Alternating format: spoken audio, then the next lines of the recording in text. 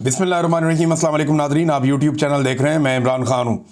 Nadreen, ऐसा लगता है कि पता नहीं फ़ौज के ऊपर कोई हमला हो गया है या कोई ऐसी बात है। कभी कहीं रैलियाँ निकलवाई जा रही हैं, कहीं प्रेस कॉन्फ्रेंसेस करवाई जा रही हैं। DGISPR की प्रेस कॉन्फ्रेंस ने एक ऐसी शर्मिंदगी वाली सूरत हाल पैदा कर दी है कि अब उसे कवर करने के लिए कभी कुछ कर रहे हैं, कभी कुछ कर रहे हैं, लेकिन कवर हो नहीं रहा। कल मुस्तफ़ा कमाल और फ़ारूक सत्तार वगैरह आए हुए थे। फैसल वाडा तो परमानेंट इसी काम पे लगे हुए हैं, अता तारड़ वगैरह भी। तो आज जो है वो तलाल चौधरी, फैसल करीम कुंडी और मरियम औरंगज़ेब वगैरह को लाया गया, मैदान में बिठाया गया।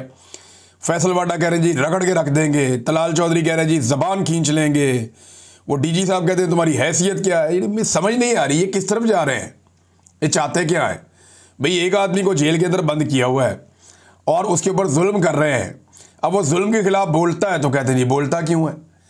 अच्छा, जो एक बड़ा प्रॉब्लम हुआ ना वो ये भी हुआ कि जो पाकिस्तान तहरीक-ए-इंसाफ की बाहर मौजूद जितनी भी क़यादत है, उन्होंने जितनी मैच्योरिटी से DGISPR की फुल टॉस को खेला है वो कमाल कर दिया उन्होंने। आगे चल के बात करते हैं। DGISPR की प्रेस कॉन्फ्रेंस को मेनोन तस्लीम किया जाए, उसको अपनाया जाए, उसकी हमायत की जाए, ये दबाव सियासी जमातों पर और शख्सियात पर डाला जा रहा है। अब इदारा इस लेवल पर आ गया है, उन्हें कहा जा रहा है कि इदारे ने तो ये लेवल तक पहुँच के हिम्मत कर दी है, इदारा तो इमरान खान का दुश्मन बन गया, सामने आकर खड़ा हो गया। तो आप भी हिम्मत करें, आप भी आकर लड़ें। आपका तो सियासी मुखालिफ है। सियासतदानों में लेकिन एक प्रॉब्लम होती है, वो आते हैं, आके बोल बाल देते हैं, कर लेते हैं। कई लोगों को अपनी इज्जत से प्यार नहीं होता, लेकिन ज़्यादातर लोग डरते हैं कि भाई हम फ़ौज से एक सियासी जमात को मार पड़वा रहे हैं, कल को हमने भी सियासत करनी है। यही सारा कुछ जब हमारे साथ होगा तो हम फिर रोना पिटना कहाँ जाके करेंगे। वो बेचारे इस बात से भी डरते हैं, लेकिन इनके बीच में फंसे हुए अब 3-4 साल ज़्यादा होते हैं किसी फौजी के पास। ये तरह थोड़ा लंबा हो गया टाइम, हो सकता है ख़त्म हो जाए, कोई पता नहीं होता ना, वक्त का कोई पता नहीं होता। लेकिन ये जो टाइम लंबा भी हो गया, इसके बावजूद सबको पता है कि टाइम ख़त्म हो जाना है और पॉलिटिकल पार्टीज़ ने यहीं पे रहना है और उन्हें बाद में ये सारा कुछ बर्दाश्त करना पड़ेगा। अगर वो बच गई तो पॉलिटिकल पार्टीज़ के बचने के इम्कान तो बहुत कम है। जिस तरह उन्होंने अवाम से मुखालफत ले ली है, ऐसे ऐसे लोग बिठा दिए इन्होंने, यानी मुख्तलिफ शहरों के अंदर बंदे निकलवा रहे हैं, वो निकल के प्रोटेस्ट कर रहे हैं। कुछ सुन्नी इत्तेहाद कौंसिल वाले आ गए, कभी कोई और आ गया, कभी कोई और ग्रुप निकल आया, और कहीं 20 लोग हैं, कहीं 25 लोग हैं, कहीं 40 लोग हैं। बस ये फ़ौज से इजहार यकजहती हो रहा है। और इसके अंदर जो है वो आसिम मुनीर साहब का और DGISPR का फ़ोटो उठाया हुआ है। इजहार यकजहती किस चीज़ का हो रहा है, क्या मसला क्या है कि फ़ौज के ऊपर कोई हमला हो गया है या खुदा ना खास्ता कोई बहुत बड़ा मसला हो गया है। भाई ये मुबारकबाद के लिए आप रैलियां निकाल सकते हैं कि आसिम मुनीर साहब को बहुत सारे ओहदे मिल गए। मिसाल के तौर पे army chief, chief of defence forces और फील्ड मार्शल हाफिज सैयद आसिम मुनीर साहब, ये बहुत लंबा चौड़ा एक तारुफ हो गया उनका। मुबारकबाद दे सकते हैं कि उनका बहुत लंबा चौड़ा तारुफ हो गया। कोई ओहदे रह गए हैं तो वो भी उनको दे दिए जाएँ। बहरहाल आसिम मुनीर साहब और DGISPR के फ़ोटो लगा के धड़ाधड़ मुबारकबादें दी जा रही हैं। समझ नहीं आ रही कि ये लोग चाह क्या रहे हैं और ये कर क्यों रहे हैं, इसकी ज़रूरत क्या है इस वक्त। कोई इंडिया ने हमला कर दिया है, कुछ दहशतगर्दों ने कोई बहुत बड़ा अटैक कर दिया है, कोई बहुत बड़ा इंसिडेंट हो गया। मुझे अच्छी तरह याद है, कभी कोई दहशतगर्दी का बहुत बड़ा वाक़या हो जाता था ना, तो लोग निकलते थे, निकल कर एहतजाज करते थे। हम छोटे होते थे, हम भी निकल के कहते थे ये बहुत बुरा हो रहा है, ये नहीं होना चाहिए। और हमें जो हमारे दोस्त हैं वो कहते थे आओ जी आओ, आज फलां जगह के ऊपर हम एहतजाज करेंगे। हम कभी चले जाते थे, दहशतगर्दी के खिलाफ चले जाते थे, किसी और कोई और इशू हो जाता था उस पर चले जाते थे, ह्यूमन राइट्स के मामला पे। लेकिन ये क्या चल रहा है, समझ से बाहर है। अब इसके अंदर ऐसे ऐसे लोग बिठा दिए जिन्होंने अमली जामा को अमली पजामा बना दिया। और लोग बता रहे थे कि ये नून लीगी MP है, लीगी MP है। वो बैठे हुए हैं जनाब, बैठ के कह रहे हैं जी मलक आसिम मुनीर। एक तो उन्होंने कहा ये मलक आसिम मुनीर साहब हैं, दूसरा वो कह रहे हैं जी कि इन्होंने कोई अमली पजामा पहनाया, अमली जामा को अमली पजामा पहना दिया। अंदाज़ा करें आप। और ये लोग आके फ़ौज की तर्जुमानी कर रहे हैं और उनके हिस्से का मुकदमा लड़ रहे हैं। मुझे समझ नहीं आ रही ये प्रेस कॉन्फ्रेंस करने की ज़रूरत क्या थी। और जो एक बड़ा प्रॉब्लम है ना वो ये है कि पाकिस्तान तहरीक-ए-इंसाफ ने जो एस्टेब्लिशमेंट को बड़ा झटका दिया, वो मैच्योरिटी का सबूत देकर दिया। यानी इन्हें लगा था कि पाकिस्तान तहरीक-ए-इंसाफ इस किस्म की प्रेस कॉन्फ्रेंस के रद्द-ए-अमल में बड़ा जारहाना मौक़िफ़ अपनाएगी, लेकिन चाहे वो प्रेस कॉन्फ्रेंस हो या उसके बाद जलसा हो, दोनों के अंदर बड़ा नपा तुला रद्द-ए-अमल दिया पाकिस्तान तहरीक-ए-इंसाफ ने। और जो इखलाकी बर्तरी है वो हासिल कर ली DGISPR के ऊपर। अब DGISPR एक इदारे के तर्जुमान है, इदारे के अंदर अजीब सी बेचैनी है कि ये किया क्या है इन्होंने। और PTI ने एक नपा तुला बयान देकर अपनी इखलाकी बर्तरी इदारे के ऊपर भी रख ली और पाकिस्तान की पॉलिटिकल पार्टीज के ऊपर भी रख ली। अब सारे आकर उंगलियों से मिट्टी झाड़ रहे हैं कि हम गवर्नर राज लगा देंगे तो मुल्क में इमरजेंसी लग जाएगी तो ये हो जाएगा। देखिए इमरान खान का जो रद्द अमल है ना, वो फर्द वाहिद के खिलाफ इमरान खान साहब गुस्से में बोलते हैं इसलिए कि वो जुल्म का शिकार है। इमरान खान का ये मानना है कि उनके ऊपर और उनकी फैमिली के ऊपर जितने भी मजालिम हो रहे हैं इनके लिए जिम्मेदार आसिम मुनीर साहब हैं। इमरान खान नवाज शरीफ को तो कुछ नहीं कहता ना, शहबाज शरीफ को, जरदारी को कुछ नहीं कहता। उनके खिलाफ जो एक पॉलिटिकल एक मुकाबला है वो तो चलता रहता है, वो इनको कहते रहते हैं, उनको कहते रहते हैं, लेकिन एक लिमिट में रहते हैं ना दोनों तरफ के लोग। लेकिन आसिम मुनीर साहब के मामले में इमरान खान साहब बहुत फ्रंट फुट पे चले जाते हैं आजकल। वजह क्या है? उन्हें लगता है कि उनके साथ और उनकी फैमिली के साथ जो कुछ भी हो रहा है, बल्कि वो ये दावा करते हैं कि ये आसिम मुनीर साहब कर रहे हैं, वो इसके पीछे हैं। और DGISPR ने उनके मौक़िफ़ के ऊपर आके मोहर लगा दी कि जनाब इमरान खान साहब जो कह रहे थे वो ठीक कह रहे थे। एक चीज़ जो है ना, ज़हनी मरीज़ का जुमला, ये इंतहाई नागवार जुमला, ये दोनों तरफ से जो भी इस्तेमाल करे है तो नागवार। लेकिन आसिम मुनीर साहब के लिए एक बहुत बड़ा पंगा है इसमें। मैं आपको बताता हूं कैसे। देखिए शहबाज शरीफ साहब को जब से इमरान खान साहब ने अर्दली का लक़ब दिया, लोग उन्हें उसी तरह सोचना शुरू हो गए, उसी तरह देखना शुरू हो गए। और शहबाज शरीफ साहब को आलमी सतह पे भी बाज़ लोगों ने शू शाइन बॉय का नाम दे दिया और शहबाज शरीफ साहब ने हरकतें भी ऐसी की। अब आसिम मुनीर साहब के बारे में इमरान खान साहब कहते हैं ये ज़हनी मरीज़ है।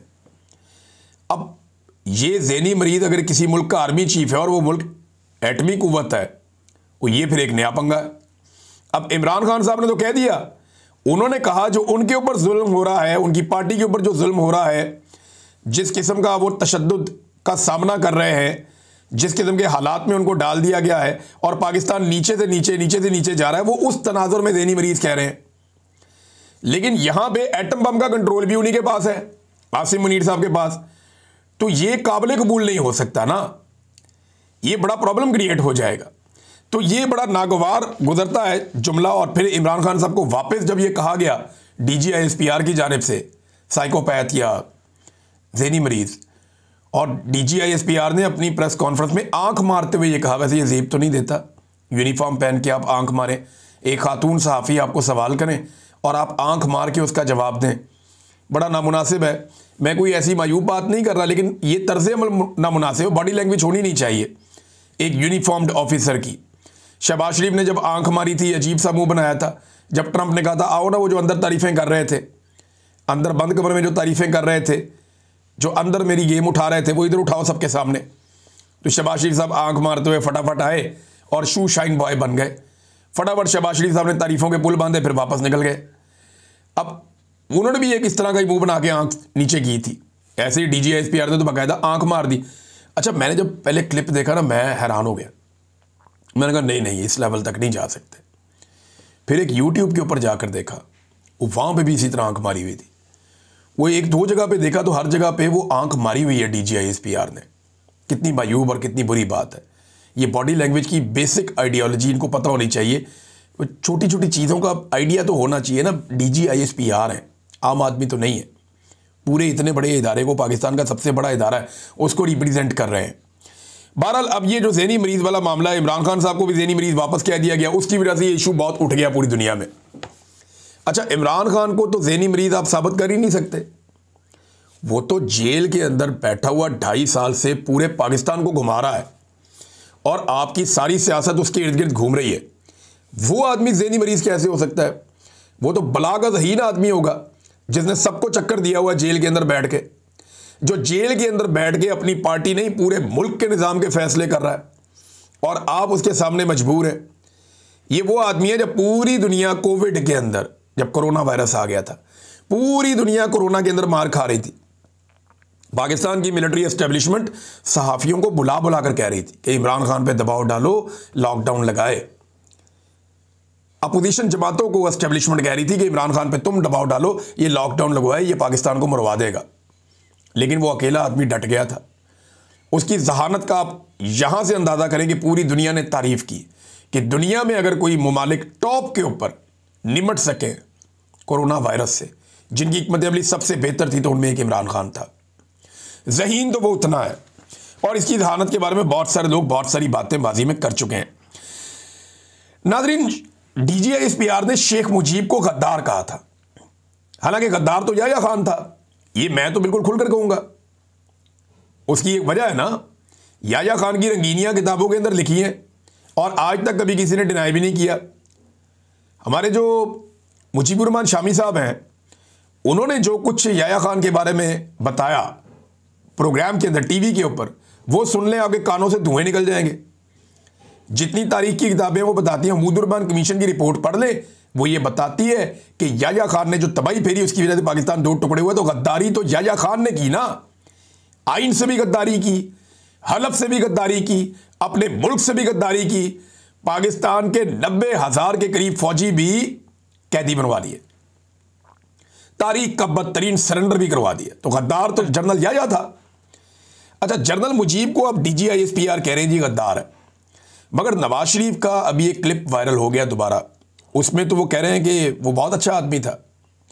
एहसन इकबाल साहब कह रहे हैं कि वो तो फातिमा जना का पोलिंग एजेंट था या उनका कंपेन एजेंट था, उनके साथ था। जब उसने देखा कि इन्हें यहाँ इंसाफ नहीं मिल रहा कायदे आज़म की बहन को, तो मेरे लोगों को क्या मिलेगा।